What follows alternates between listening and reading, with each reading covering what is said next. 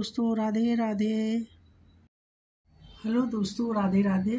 आज मैं आपको ठाकुर जी और एक भक्त की अनन्य प्रेम की कथा सुनाती हूँ। ये कथा मध्य प्रदेश के पूना के पास के एक गांव की है। वहाँ एक भक्त रहते थे, उनका नाम था हिम्मत दास। तो वो बहुत ठाकुर जी के बहुत भक्त थे, घर में रह के ही सेवा पूजा पाठ करते रहते थे। उनकी पत्नी थी, वो भी गौ सेवा किया करती थी। एक दिन हिम्मत दास जी के मन में आया कि क्यों न मैं पूना जाकर ठाकुर जी के दर्शन करके आऊं।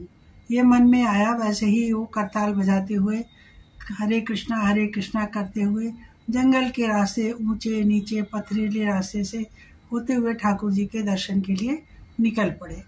जब ठाकुर जी के लिए दर्शन के लिए निकल पड़े तो रास्ते में उनको चार लुटेरों ने घेर लिया। वो आके बोले कि जो भी तुम्हारे पास है वो मुझे दे दो, मेरे हवाले कर दो। तो हिम्मत दास जी ने कहा कि मेरे पास तो कुछ भी नहीं है, मेरे पास केवल ये करताल है और ठाकुर जी का नाम है, हरि नाम है मेरे पास। तो उन लुटेरों ने करताल उनसे छीन ली।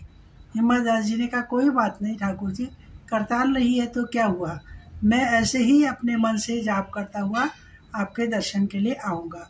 ऐसा कहते हुए वे कृष्णा कृष्णा राधे कृष्णा हरे कृष्णा करते हुए आगे बढ़ने लगे। आगे बढ़े तो ठाकुर जी सामने मुस्कुराते हुए नजर आए। तो बोले कि हे ठाकुर जी, तुम्हारी जैसी लीला, करताल छीन गई है तो क्या हुआ, मैं बिना करताल के ही आपका भजन करूँगा। तो तभी देखा कि पीछे से लुटेरे आए। उन्होंने कहा ए बाबा रुक जाइए।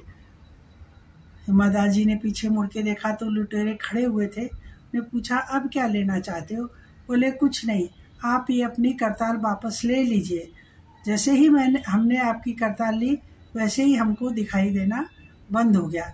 हिम्मत दास जी थे दिल के बहुत भोले भाले सरल स्वभाव के। उन्होंने ठाकुर जी से प्रार्थना की कि इन लुटेरों की आंखें वापस आ जाए, रोशनी वापस आ जाए। हिम्मत दास जी की बात को कैसे ठाकुर जी टालते थे, क्योंकि वो उनके अनन्य भक्त थे और ठाकुर जी उनके भक्ति से, उनके प्रेम से बहुत प्रभावित थे। उन्होंने लुटेरों की आंखें ठीक कर दी, रोशनी लौटा दी। हिम्मत दास जी आगे बढ़े और उन्होंने पूना में उनके दर्शन किए। जैसे ही दर्शन किए तो रात हो चुकी थी, उस समय पट बंद हो गए थे, लेकिन वो सुबह तक अब प्रतीक्षा करते तो ठाकुर जी ने उनको साक्षात दर्शन दे दिया। उन्होंने देखा घुंघराले बाल वाला सामने माथे पर मुकुट धारण किए, बांसुरी धारण किए और पीताम्बर ओढ़े हुए, पटुका पीताम्बरी ओढ़े हुए साक्षात ठाकुर जी सामने खड़े हुए मुस्कुरा रहे। आ गया हिम्मत दास, ऐसे कह के उन्होंने दर्शन दिए। हिम्मत दास जी को साक्षात दर्शन हुए तो उनके आंसू से नेत्र बहने लगे और आंखें फटी की फटी रह गई। थोड़ी देर के बाद ठाकुर जी वहाँ से अंतर्ध्यान हो गए।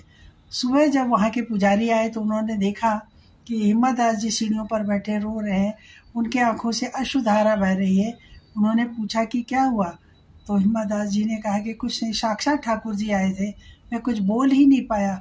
उनके सौंदर्य में, उनके प्रेम में इतना भाव विभोर हो गया, मेरे मुख से कुछ भी नहीं निकला।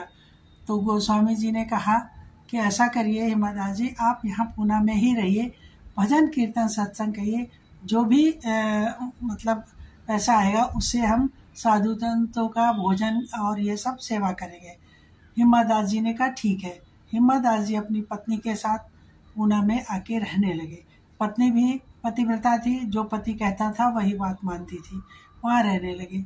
रोज सत्संग होता, पूजा पाठ भजन कीर्तन होता और जो भी पैसा आता उससे साधु संतों की भोजन की व्यवस्था, उनकी सेवा आदि होती।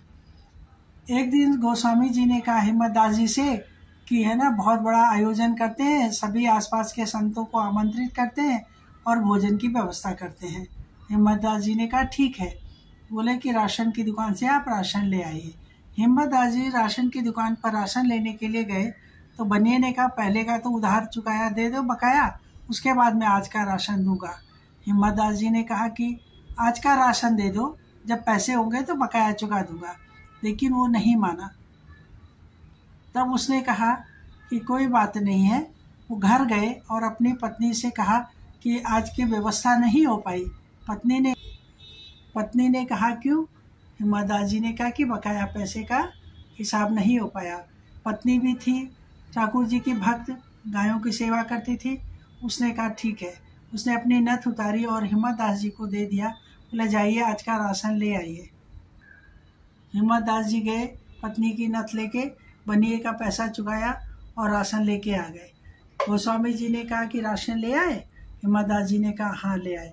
बोले बाकी का पैसा? बोले पैसा आ गया था तो चुका दिया है। वहाँ पर साधु संतों की व्यवस्था होने लगी। तो उधर ठाकुर जी कहाँ रहने वाले थे? ठाकुर जी ने कहा कि इस भक्त ने अपनी पत्नी की नथ को भी गिरवी रख दिया है, जो कि उसके सुहाग की निशानी होती है। ठाकुर जी हिम्मत दास जी का वेश धारण करके बनिए की दुकान पर पहुंच गए और बनिए से कहा ये लो पैसा।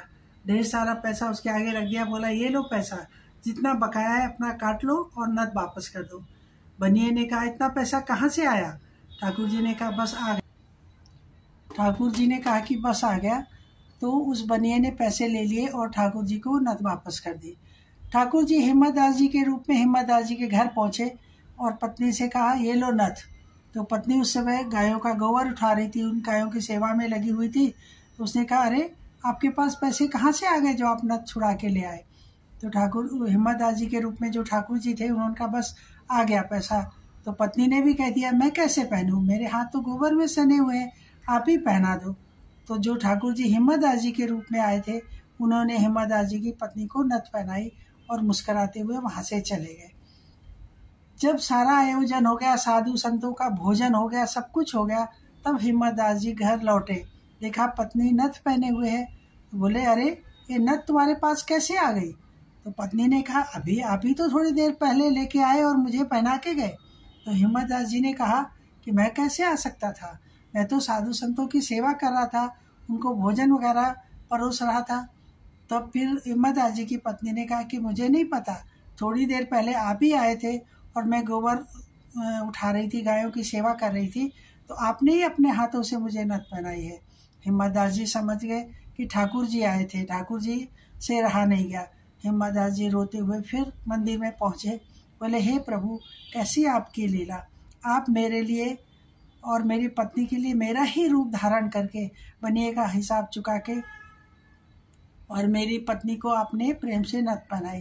तो कहते हैं कि जब भक्त का हृदय सरल और मधुर होता है, प्रेम में पूरा लीन होता है और वो भगवान के प्रेम में अटूट उसका मतलब प्रेम होता है, संबंध होता है, तो भगवान की भी उसके प्रेम में वशीभूत होकर वैसी लीला करते हैं जिससे उनके भक्त को खुशी मिले और लाभ मिले।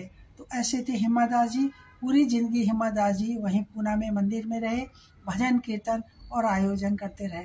तो आप भी कुछ दिखावा ना करें, कुछ ना करें, केवल सरल मन से, सच्चे मन से, श्रद्धा से यदि ठाकुर सेवा करते हैं और प्रेम से उनका नाम लेते हैं तो ठाकुर जी वही करते हैं जिससे आपको खुशी हो। ऐसे थे हिम्मत दास जी, एक भक्त और भगवान की ये अनंत प्रेम में की कहानी। यदि आपको अच्छी लगी हो तो प्लीज़ मेरे चैनल को लाइक करें, शेयर करें, सब्सक्राइब करें। राधे राधे।